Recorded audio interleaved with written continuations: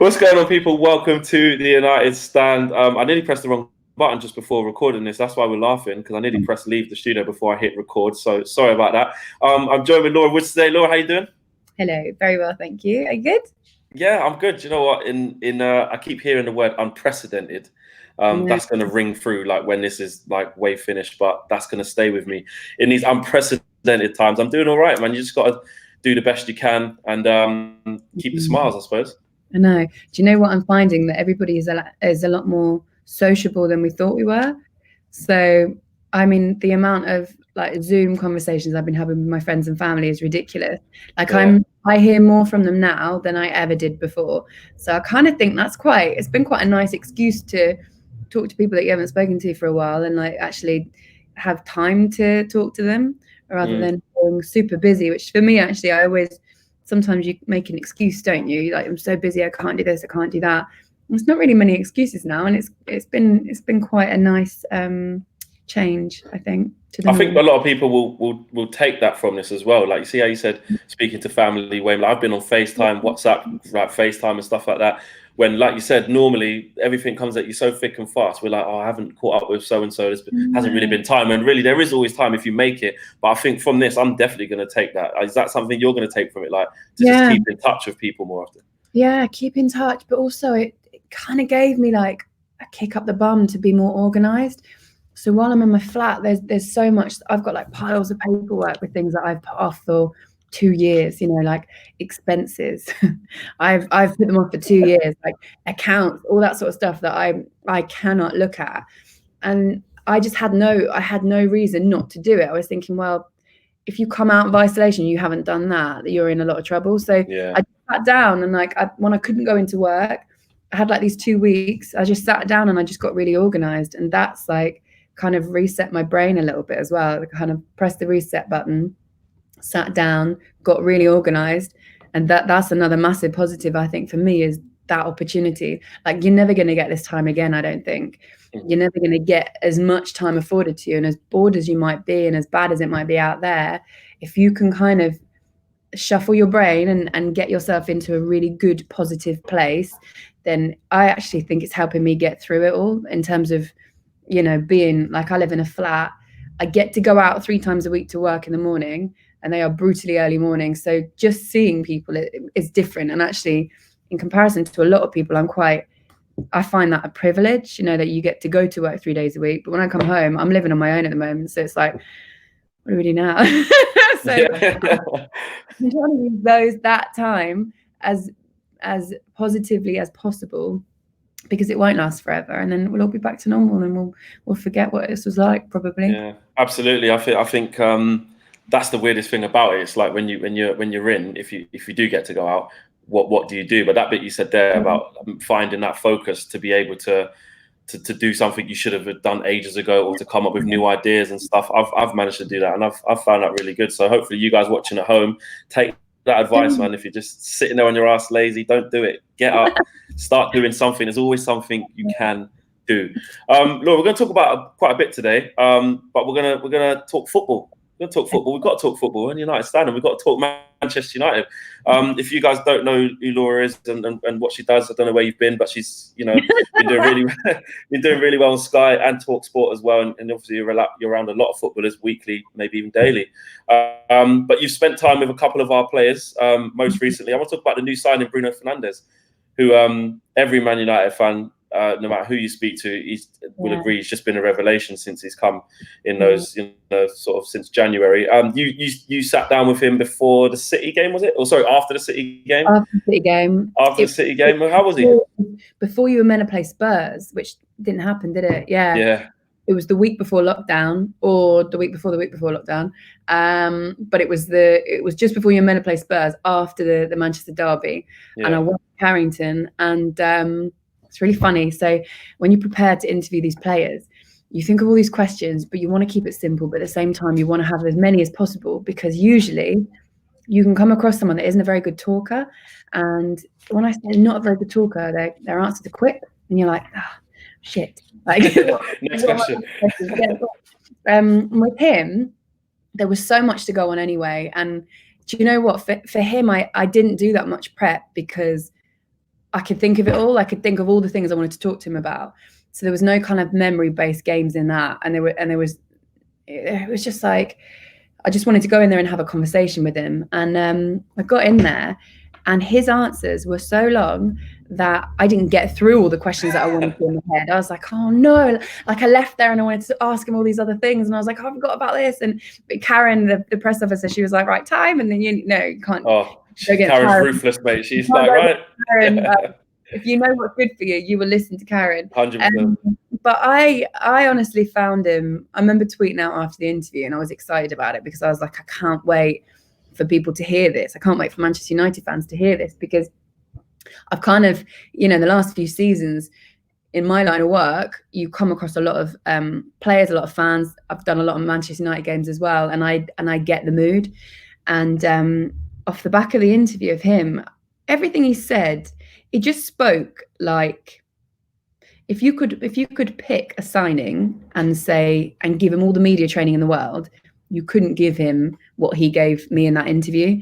It was so positive, and it was like this blend. He was very humble. He's got this, in one sense, quite a slight person, isn't he? He's not he's small. Yeah, he's quite slight, and he was very sweet as well, very respectful and very humble. So talking about the fact that one player doesn't make a team, but then on the other side of things, he was incredibly confident, and he knew exactly what he wanted, and it was almost this balance of, this is what he's like off the pitch, and this is what he's like on the pitch. He was like a warrior.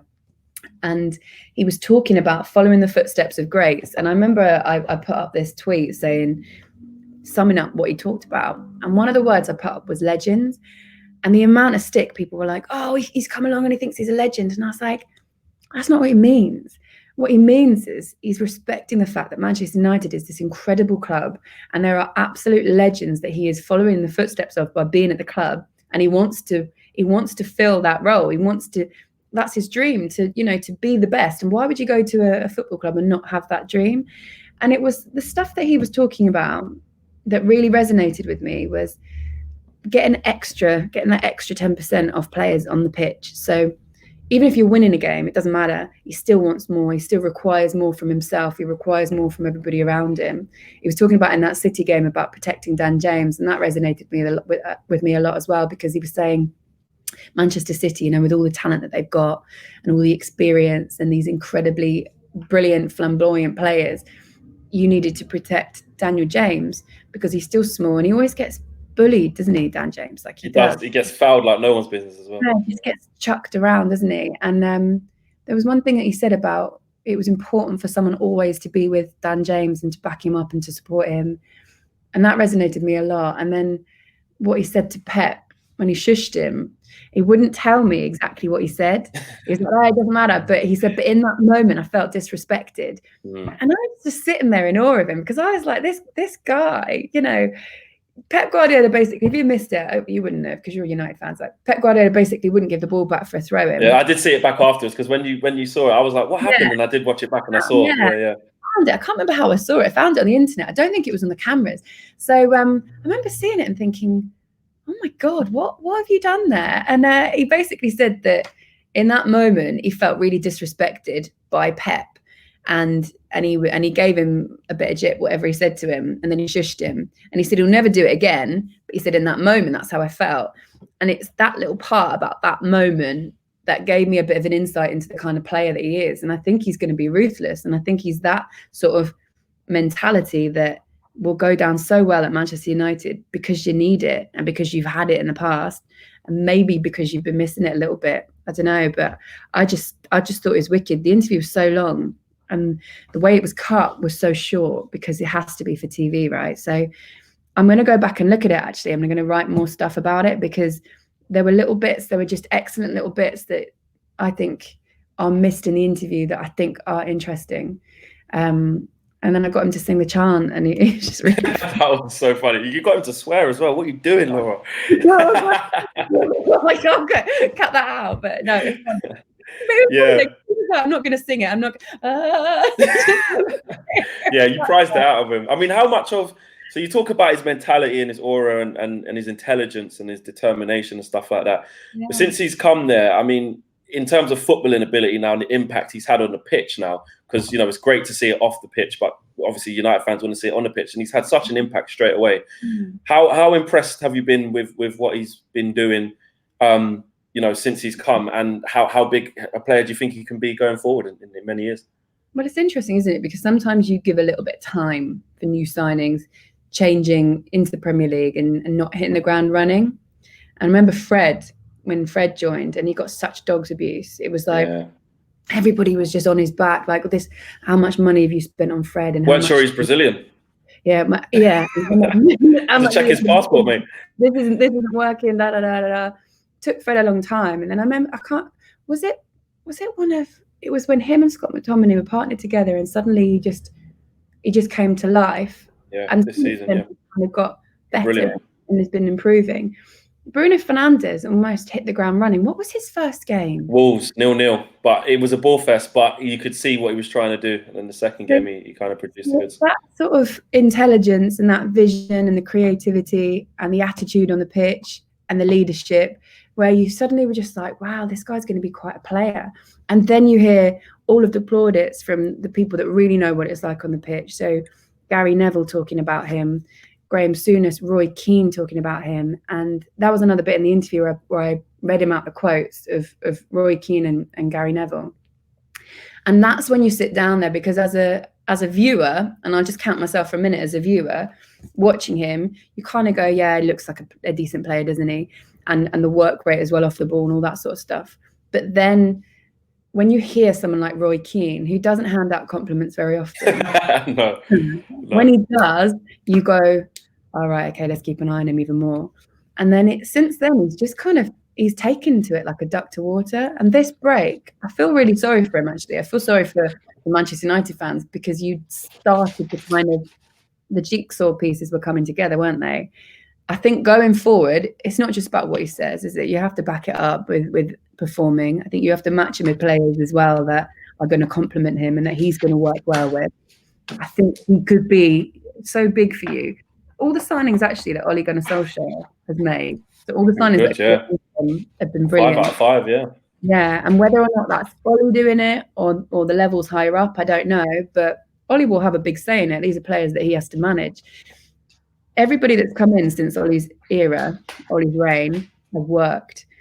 And I just think this is another one. So if I were you guys, if I were a Manchester United fan, I'd be excited about the next window, whenever that's going to be, because it feels like giving him that time and allowing him space and that building time has been a good move for Manchester United. Whether or not the results have been up and down, and, you know, you can sit there and say he could have been out the door months ago, but the reason to stick with him, or the method to stick with him, seems to be working. So yeah, I genuinely think it's an exciting time to be a Manchester United fan. I'm an Arsenal fan, and no, you got Arteta. He's doing all right.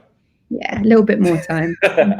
Yeah, definitely. Another player that you sat down and spent some time with, who's always in the spotlight. I don't think we were going to be able to do this interview without even mentioning PP. Paul Pogba. You've sat down with him on a few occasions. Kind of post-match or pre-match, or even you know the separate pieces that you do on Sky pre-match and stuff like that. Can I just, you know, let's keep it really simple. Do you think he's unfairly criticised? Yeah. Is that one of them short answers where you said you dread him when the other person just goes, "Yep, next question"? I do. Yeah, I do. I think he's unfairly criticised for a couple of reasons. I think that he is world class. It can be world class, and the inconsistencies bother people. I think he has a huge persona on social media, and that bothers people as well, that don't get that this is a different era of football, and social media is a big part of it. And also Manchester United, the commercial side of Manchester United is huge, and signings like this it was not a historic signing to bring Paul Pogba in and say that part of it might have been it's his ability on the pitch and his attitude and the expectation of that as well. But bringing in players with huge iconic imprints on social media as a big part of it as well. You know, you can bring in these players, and if they have this sort of, they resonate with fans all around the world, that's a big positive for Manchester United too, commercially. So I think that attached to him bothers people. I think it does. I think it makes him an easy target as well when he's not performing. A lot of Manchester United's problems in the last few years, especially, I don't think have been centred around Paul Pogba. I think defensively, you have massive problems. And he seems to still get the blame for that. And I'm not going to jump on the bandwagon either side and go, oh, Paul Pogba gets the blame for everything, or Paul Pogba should, he should get the blame or anything like that. I think I can only speak from my experiences from him. And if you have people judging Paul Pogba because of the way he looks, because of the hairstyle that he might be rocking that day, I think it's fair enough to also judge him on your own personal experiences with him. And I think more so, I think that would give credit to that side of the argument. So I remember the first time I interviewed him was Mourinho's season, and it was just before this. It was his last season, so it was just before he went. And do you know what? I can't remember if it was before the derby or not. Before Manchester derby, when it was when we won and he scored the 2 goals. Yeah, in the second half. Yeah. I don't know if it was that or not. I'll remember it in a minute. But anyway, it was just, when did Mourinho go? Was it around Christmas? Christmas time, December, yeah. Last game was Liverpool and Pogba was on the bench. So it wasn't that. It wasn't that, because it was later in the season, wasn't it, when they could have won at the Etihad. Yeah. Basically, I went to interview Lukaku, and I got there, and when you interview players, right, you can end up waiting for 3 hours just because of the way it works. They might be training, then they might have a meeting that's run over, and they might need to go and shower and lunch and all sorts. So anyway, I always get there early, and I was sitting there waiting, and it was 3 hours, and I was looking out the window, and I saw him come out of wherever he'd been and get straight in his car, and the press officers were trying to stop him from leaving, and he left, and I was like, shit. So he just stood you up. Yeah. So I was like, oh my God, I've been waiting all this time. We need an interview with him. Like, we need an interview of some kind for this guy. I was like, what are we going to do? Anyway, there was one player left at Carrington that hadn't already gone, and that was Paul Pogba. And I remember going with the press officers and basically begging him. He came out of one interview that he was doing with somebody else, and he was on his way home. He was leaving. And we were begging him, and we just said, look, please, we don't have an interview. Romelu's left. You're the only person left. And we were begging him, and he did it. And he didn't have to do it. And we sat down and we just had a little chat, and it was a bit of a dangerous time for him, because there was the whole Mourinho Pogba thing, and we didn't want to, we couldn't really ask him questions about that, because it would have made him feel uncomfortable. It wouldn't have been fair to spring it on him. But it was a really good interview. And I always remember that as just kind of like if you're talking about somebody's character, and if you're attacking somebody's character, for me, that was the best example of his character. He could have just gone. He could have said, no, I don't want to do that. And if you think he's a spoiled footballer or whatever it is, a spoiled footballer would have gone, I don't need to do this. I'm going home. I don't want to. It hasn't been approved, and I don't have to do it. And then there was another interview that we did just after Everton 4-0, I'm pretty sure it was, last season. And he was the player that fessed up and came up and faced the cameras. Yeah, I remember that, yeah. Again, didn't have to do that. I mean, whether or not he was contracted by the club or whatever, but he didn't necessarily hide away, and he gave as many clear answers as he could, and he got torn to pieces in the studio afterwards. Oh God, Gary never went in on him, everyone. And Gary did it where he didn't even say his name. Certain players in that dressing room, right, they don't want to be, and I was like, here we go, but he won't say it. Yeah. And that's their opinion. That's absolutely fine. And then there was also that game. I watched your Troy Deeney interview, actually. And I was at that game. I was reporting at that game, and he came off the bench. And for what it's worth, I saw him in the tunnel beforehand. I didn't speak to him. If you want to know the sort of, what he looked like, because there are people that were judging on his hair, my way of interpreting his attitude that day was that he was really up for it. He wanted to come off the bench. He wanted to make an impact, and he did. And it was like what Troy Deeney said, he was the best player on the pitch as soon as he came on. They didn't win the game, but he created lots. And it was almost, you're still going to have a go at him. You're acting like he's not trying hard enough. But for me, it was, I don't know. I see a different side of it to what other people see. And I think you're going to get yourself into a lot of trouble if you want to judge a player based solely on the way that they look. I think it's dangerous territory, and I think it's quite lazy as well, because people are saying things like you're making yourself an easy target by using social media, but I don't get that. I don't get it. And the reason I don't get it is because there's a lot that we hear about and there's a lot we don't.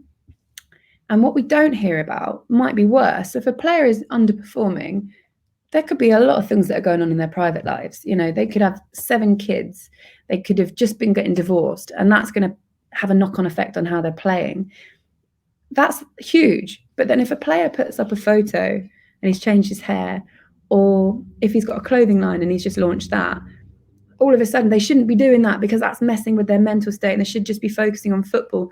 Players have families and other things that they do all the time. They're not just focusing on football. It's just that you don't see it. So I think really if you're going to judge somebody by a post that they put up, I think it's quite lazy, because you don't know what's happening behind closed doors, and you don't know you can't measure how focused one player is versus the other player because you don't know them. So I think when you're attacking somebody mentally like that and you're questioning their commitment to the game, you can be in dangerous territory. I mean, this is purely from my side of things. I'm not an ex-player, so I don't know as much as they know.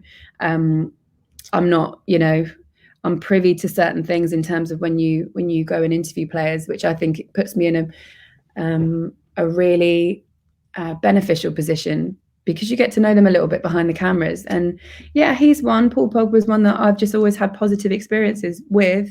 So I don't get on the sort of the hype of having a go at him and criticizing him. I think it's weird as well, because if, like you said about judging with haircuts and stuff, the laziness of it, and yes, it was a big thing yesterday on TalkSport. But like, I think like if you're then transferring it into normal life as well, you wouldn't do that. You know, if you're walking down the street and someone's got dreadlocks or someone's got a Mohican and stuff, you wouldn't, or you shouldn't, if you do, judge them for that. So it's the same. You can't then say you are more determined or less determined to your football because of that. You know, if Pogba, and the example I use is if Pogba had short hair all the time, had a buzz cut, well, he's got no hair now, he shaved it off. So let's say, you know, if he was playing poorly but had normal hair and didn't post, would these same pundits be saying, well, you know, he's got the right hair doing stuff, he's not doing anything untoward, so he's just in a bad bit of form? Would they come and defend him like that? I'm not so sure. So I don't really see that. It's crazy. But to finish off on Paul Pogba, him and Bruno linking up as, you know, together. Pogba's been injured for so long, and you talk about the Manchester United that Pogba might be coming back into. It's a more positive place to be. The results have changed. We've got Bruno in. Those two together, mixed in with maybe Jadon Sancho in the summer. Who knows? I don't know. But all of us, yeah, 100%, 100%. I mean, if you're looking at that, and like you said, it's exciting to give Ollie another transfer window to see what we do with it. Bruno, Pogba, that link up in midfield, that could be as good as midfield with coupled with someone else that there is.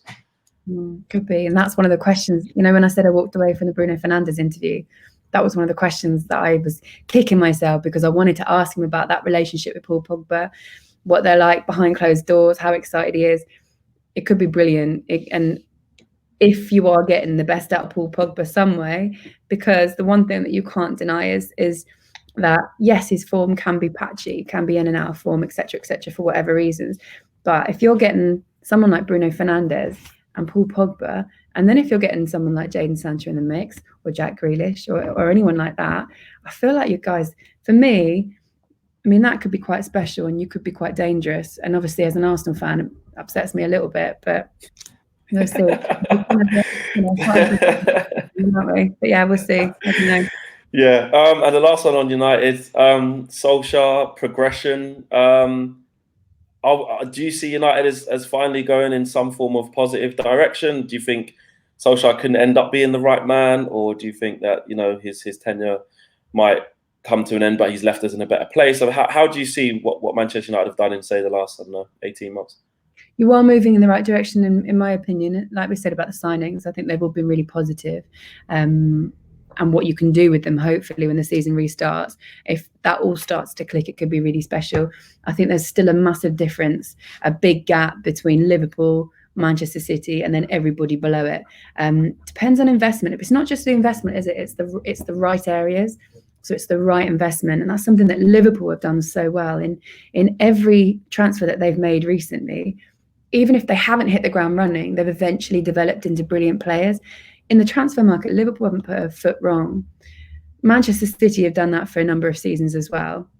So if you can gradually, I don't know when it will happen, but if you can gradually follow the same method and invest in the right areas, which historically in the last 3 seasons or something like that, or 4 seasons, you kind of haven't done. Transfers haven't worked out as well as you'd expected them to. You've let go of players that maybe have been a bit of an error. If all of your signings start to click and they look like they are, then there's no reason you can't be moving in the right direction. But that gap between Liverpool and City and then everybody else, the only positive, because I want a competitive league from where I'm sitting. I'd love a competitive league, and that's because I'm a broadcaster or journalist or whatever you want to call me, really. And I don't have the same tribal ties that I used to with football. When I was younger, it's different. But when you start to work in football, you lose them. And the reason you lose them is because you're speaking to different managers every week, different players. You're going to different teams. You're enjoying football from different teams. You know, I enjoy watching Wolves massively. This season, I've enjoyed massively watching Sheffield United. You know, so your tribal ties get weaker and weaker. So I want a competitive league because I enjoy the league on a whole. Yes, I would love Arsenal to win something again, but and don't get me wrong, that will always be there. But I also want a competitive league. And last season, or season before, we were saying Manchester City are going to absolutely breeze this for a number of seasons. The next season, you know, they won it by 1 point. So actually, every time we think that there's going to be a dominance for a long time, it doesn't happen. So we'll see. It might be that you guys start to push further up. I know you want me to say it because it's no, just to be honest, just want you to be honest. I can't predict it. I don't think you're going to be challenging for the league. No, and I don't think most Man United fans think that either. I think that's really unrealistic. Yeah, it might take some time. Is Ollie the right man? It looks like it for now, doesn't it? You can only judge really on results. So hard to say as well when there's no football at the moment. Yeah, it's going to change everything because the landscape as you knew it before this break, it's not going to be the same when you come back because there's going to be players now. Spurs, for example, players are going to be back from injury and coming back. They really benefited from this. I know this is that's a whole thing in terms of what's going on. I mean, in football terms, obviously.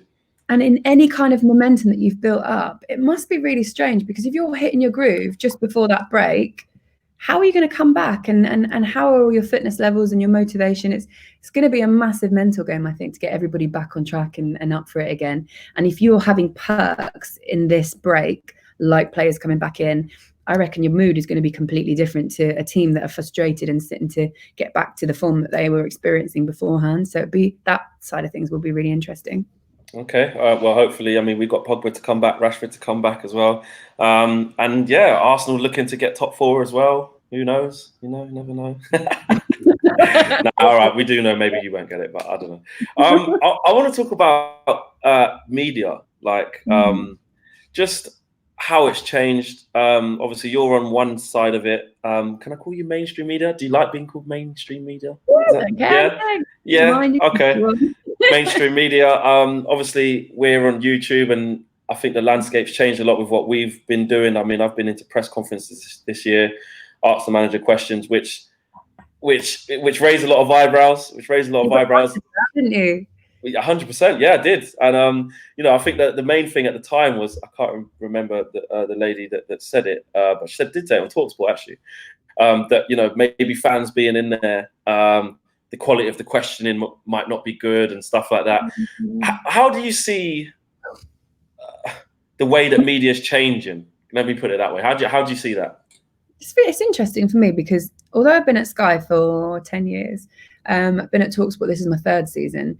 The way really that I broke through was Sky started essentially a fan channel. Soccer AM went online and everything that we did became about the fans. And we went to the Euros 2016 in France and we didn't have the rights to that tournament. But the reason we went is because we just wanted to hang around with fans. We wanted to be a window into what the tournament was like for those that were traveling around.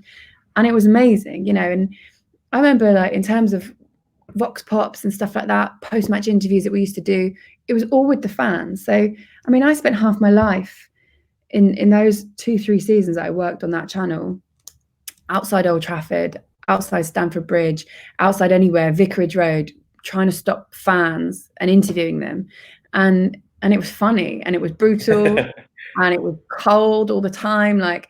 But everything that I've worked on at Sky, even before that, You know, I've worked on things like speedway, I've worked on snooker, I've worked on darts, and I'm never really afraid to get in and amongst it. And that channel was my breakthrough. It was the way that I found myself learning how to speak in my natural voice by doing that, by getting comfortable, you know, always talking to fans, always talking to a camera, if it was a Facebook Live or if it was on YouTube. And these are all the different methods that I suddenly realized people just want to hear you normally. People just want to hear you have a chat. And it was that voice that I developed, my voice, by doing that kind of circuit, the same as you guys do. And in terms of comments about quality questions, I've always thought, one thing that somebody told me once was there are no stupid questions. There are no stupid questions, because whether you're speaking on behalf of a broadcaster or if you're speaking on behalf of a fan base, they're all legitimate questions. We're all watching the same game. We all want to know certain things. What you might ask is good for your audience, might not be good for mine, and vice versa. I changed the way that I ask questions when I work for Sky Sports versus when I work for TalkSport. I change it because I'm aware of my audience. So I think you've got to be really careful, really, when you criticize fan channels because the quality isn't so high. Because I bet you a manager, for example, Mikel Arteta was a player once, not so long ago, and understands that connection between the fan base and the club and knows the importance of it. And I bet you he would want to keep that. You know, one thing I remember interviewing him after the Chelsea game around Christmas when he came in, it was his first home game. And I mean, we threw it away. Yeah. And I remember speaking to him afterwards, and he was talking about the importance of coming in and rebuilding that fan base trust between Arsenal and the players and linking it all together, because we've been through so much. So in terms of Granit Xhaka and all these awful things that had happened. And so he will understand the importance of that. Fan channels are that window between this professional level of a club and this fan base. And it is a conversation that we've never been able to have before. I don't think there's anything wrong with fan channels. I think if anything, they're really positive, as long as it's not, you know, it can be. I mean, I remember seeing a debate with Robbie from Arsenal Fan TV and TalkSport. And again, you know, TalkSport is a voice for the fans. So there's not that much difference. 100%. Yeah, I saw a lot of hypocrisy in that debate at the time, personally. Yeah, there's similarities. So, you know, I wouldn't have, as long as you're not garnering hatred and you're not encouraging hatred, I think that's an individual choice, and that's the voice of the reporter, whoever the presenter is. I think there is definitely a line to be drawn, but that happens with any media base, I think.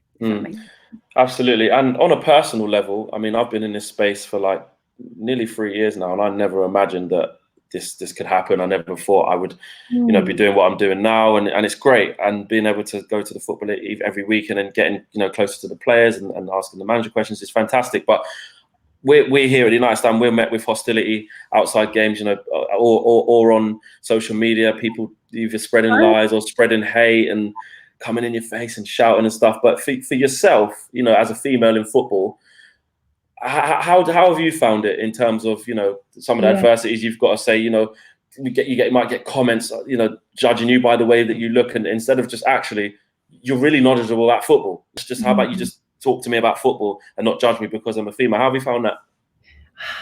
I've sort of accepted it because it's always been there. But it's weird. When I was younger, I didn't know it was there, if that makes sense. So I remember, like, I used to, it's quite funny, I used to date this guy, and he had a season ticket at Chelsea, and it was Mourinho's first years. And him and his mates all had season tickets. So whenever somebody couldn't go, I'd go. So I ended up going to Chelsea a lot. Even as an Arsenal fan, I just wanted to go and watch, you know, you want to go and watch football. Chelsea, I always remember, it is one of those environments, actually, which now I recognise as one of the more hostile ones. So when I went back and I interviewed a lot of people post-match, most of the abuse actually came outside of Stamford Bridge versus any other club that I went to. And And I found that really difficult because I spent so much time at Stamford Bridge. And I remember being in the stands, and I can sing all their songs. I know all the words to Celery. and I remember singing it, you know, I remember being one of the ones that was singing it back then. And I never felt it was hostile while I was in it. But there is hostility towards Sky Sports, and I get that. I get why fans can be a little bit negative towards broadcasters. I get that, and I'll accept that. But I remember it, you know, if Chelsea lost, there was this one clip, right? And I'm trying to get an interview with anybody, and I'm trying to stop them. And it's comedy. It's like one person walked past, and I'm like, would you fuck off? Next person gives me a last person that's literally close pushing my face, and you're just kind of like, okay, fine. You just sort of, yeah. It's just football, isn't it? In terms of like being a girl and all that sort of stuff, there are differences between safety when you go outside a stadium and you feel a little bit of hostility. You kind of just think, oh, you know, I remember being outside Arsenal once, and I can't remember who they're playing against. Oh God, I can't remember who it was. It might have been a London derby, but I remember seeing the away fans come down one of the streets from Holloway Road, and they were flanked by a load of police, and they'd just been in a fight. You could tell because a couple of them had like bloodied eyes. They were holding things in their hands, and there were police around the outside trying to kind of almost stop any sort of interaction. And there's stuff like that you find yourself stuck in the middle of. Or at the Euros, there was that massive fight down at the docks just before we played Russia the first game. We were literally in the middle of it, and then there was a huge stampede, and then there's bottles being thrown everywhere and tear gas and all that sort of stuff. So sometimes as a girl, you feel a little bit more vulnerable because you just physically don't have, you know, I can't fight somebody. I could try, but I can't protect myself as well as a boy does. That's one side of it, which you always have to think of that sort of safety element a little bit. But in terms of abuse that you get on social media, I don't know. Unfortunately, you have to grow an extra layer of skin, and you just have to become much more resilient to it. And there's a part of me that doesn't want to, because I don't mind being sensitive, but at the same time, it doesn't go down well. Like if you open social media and you cry at every tweet that you get, you're never going to go on social media again. And unfortunately, you probably can't work in sport anymore because you're never going to please everybody. As a broadcaster, your job is to be out there. So there is a certain degree that I will accept. You know, I'll accept that you're going to be judged in the same way that footballers are judged on their performance and their ability. We're going to get judged on our knowledge. We're going to get judged on what we say. So I do accept that. It's the really nasty ones that I can't accept. And I found it recently, taking over from Alan, I was exposed to a whole new level. Usually I know that audience, and that's why it hurt me. TalkSport's been my audience for 3 years, and I really love them. And I've always been, I think I've been quite lucky. I think they've been really kind to me, and they've been welcoming. But when I took over from Alan, it was like a whole different level of Alan fans. And I adore Alan. He's supported me through all of this, and he was almost passing me the baton and saying, you're the one to take it forward. This is brilliant. He's still on there 2 days a week. So it's not like he's gone anywhere. This was a big agreement. And I've found that it's become me versus Alan, and I've hated it. And for the first couple of weeks, I mean, next week will be my 4th. It's the hardest thing I've ever done. And it's because of opening social media and seeing some of the vitriol that people tweet. And you just think, God, would you, if this was you and me talking right now, would those words come out of your mouth? Like, genuinely, would they? Usually not. Yeah. I can't imagine that they would. So I'm finding that side of it really difficult, and it affects what you do, because usually you have a level of confidence and comfort, and then you sit there and you think, shit, and you start to question yourself, and you're like, am I really the right person for this job? And can I do it? And do I really want to do it? I think you've also got to remind yourself that Twitter is a very small percentage of the world. So that side of things, you just have to get your head in order and think, look, whatever you're reading right now represents a very small amount of people. Usually people that are enjoying it aren't going to go on Twitter and say, I really love this. You've been excellent. Like, it's the negative, isn't it? Yeah, I don't sit there and watch something and go, this is amazing. Every now and then I might, but I wouldn't think of tweeting somebody that I know and saying, oh my God, you had a fabulous game. This is the job that I do, I don't know. But there are people in the world that want to vent their frustrations even more because of the situation that we're in at the moment. Everyone's at home, everybody wants to have an outlet into something. So I felt like that first week was yeah, it was really difficult for me. But do you think it's perceptions? Like, you see, like old school fans. So what I've found a lot of hostility is to do with is like, I say an older fan, or not always. This is just like what I found early on. It's like, this is not how it's supposed to be. Either you're not united, or this isn't how you do it. This isn't, I don't like all this social media stuff. Do you feel that it's like you've got to battle that, which is like the new school kind of way of that football is consumed, as well as your gender? Yeah, I think nobody likes change for a start. I found that. And I guess I'm in an era here where the door is opening for women much more than it ever used to.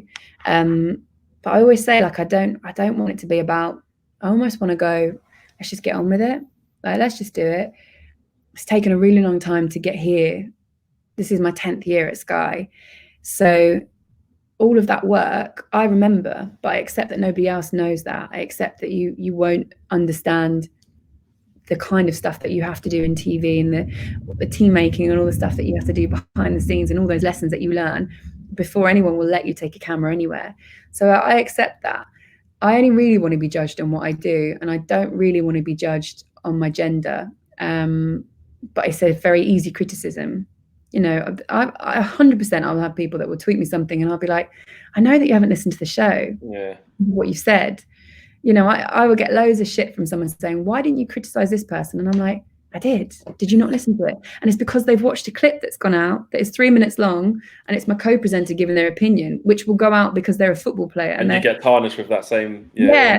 And I know what that's like. United stand people know what I mean. Yeah. Their opinion holds more weight for a start because they're an ex-player, and it's gone out because they feel really strongly about something. So I'm sitting there listening to them. And that's gone out, and then everybody underneath is going, "Oh my God, like why?" Or either you're saying the same thing as he's saying, or why haven't you said anything at all? And it's like, I did. It's just not gone out on Twitter. Do you know what I mean? It's like you can't. It's really difficult for somebody to judge what you're doing unless they've listened to a 4-hour show. I get that, but yeah, I get criticism a lot for that sort of thing. And again, that's when, same as you, that's when you've almost got to sit down and go, I'm going to put social media away today. I'm going to step away from it. And I find myself, rightly or wrongly, I find myself interacting less and less. The more exposure you get, unfortunately, the more criticism you're opening yourself up to, and the less interested you become at engaging with people. And that's the sad side of it. Because I love Twitter and I love engaging with people. I think it's funny. I have a laugh with it as well. I find the younger audience much more accepting. But I also find them more sexually charged. Which is really weird. I mean, every time you're at the darts, I replied to you, and it was like, every time they're asking you to marry them, I don't know how many marriage proposals you've had, and just some of them are in jest, and it's like, all right, you can have a little bit of laugh, but then, like you said, then it can become more volatile and just really out there and just stupid. Yeah, you take the rough with the smooth to some degree, but yeah, I feel myself stepping away from social media more and more lately. And I'm sure it'll pass because, like you say, it's a generational thing. And I don't think in my generation, I don't think anyone's ever going to get away from the girl in sport thing. I don't think it'll go. I think it'll be the next generations that accept it a little bit more. And in terms of haircuts, I mean, Freddie Lundberg, when I was younger, was one of my favorite players, had a different haircut every week, and yes, he performed, but I reckon if he had a bad day or is out of form for a little bit, I don't reckon people would have turned around and said, you've dyed your hair red. It's definitely that, you're totally, your mind is away from the game. So I think there's a lot of, social media has changed the game in a sense.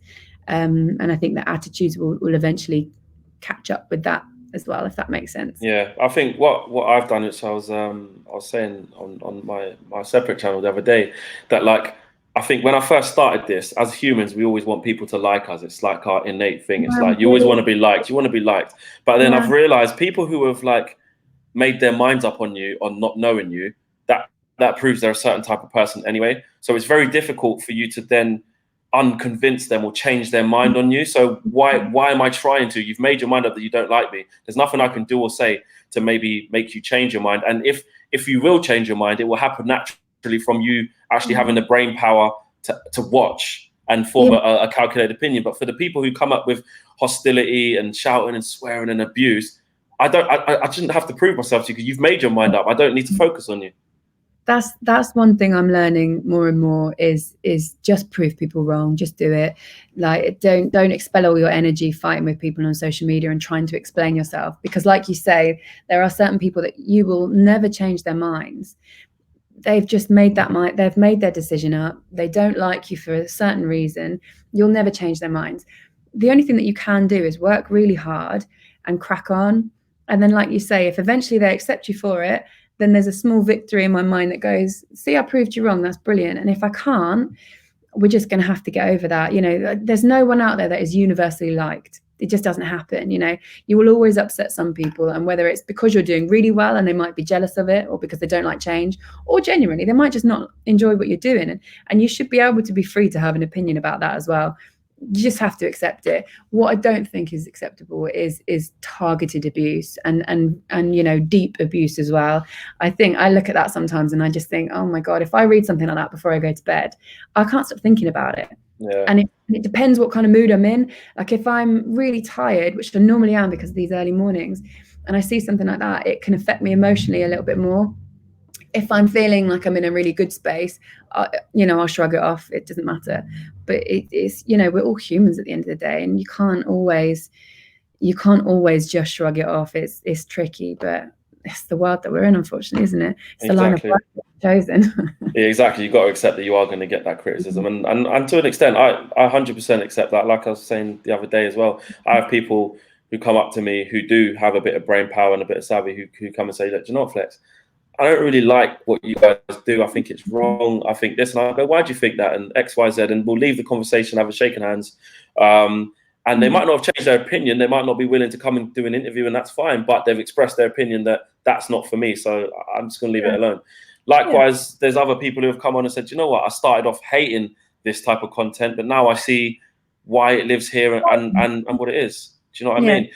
To finish off on like the whole fan content thing, do you think that amongst the mainstream media, they're becoming more accepting of this different type of content that we're starting to see?